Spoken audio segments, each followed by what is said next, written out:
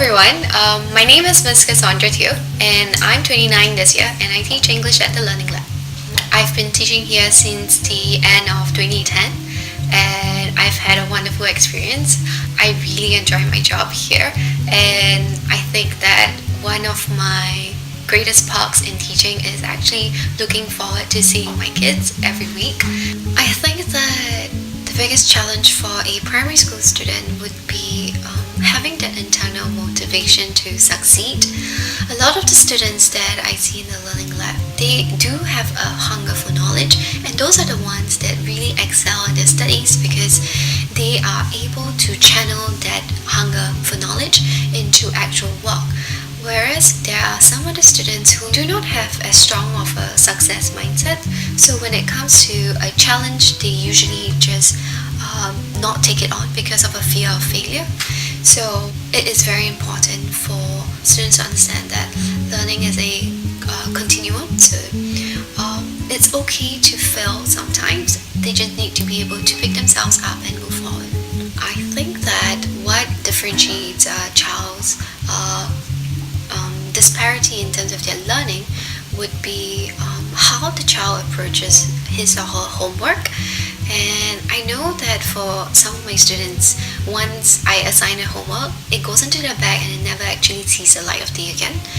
But it's actually very important for them to be revising their homework because it actually allows them some time to actually recap what was taught in class and actually apply it into their work. Number one, yes, the student would actually have to do a lot of his homework to review his or her mistakes. And the other thing would be a consistency in the revision. And what this requires would be a lot of time invested at home.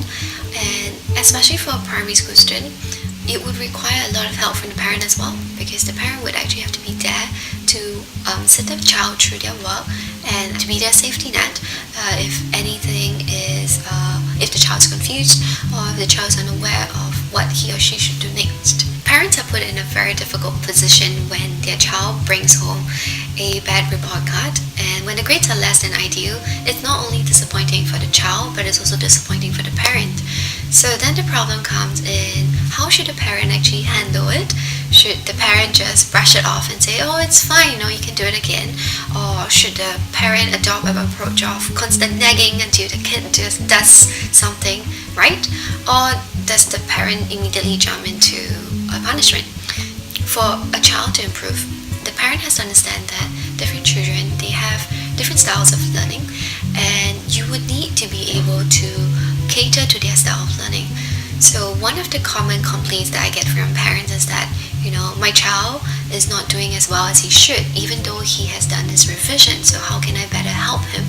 One common, pitfall that I see is that most parents expect their child to learn the same way that they did.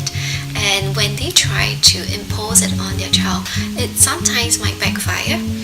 So I think it's really important that a child would be able to learn in a way that is not only beneficial for his or her self-esteem, but also to have very small targeted goals so that they are achievable with perhaps each week, such that you slowly build the child's confidence and eventually that goal can be stretched towards the end goal.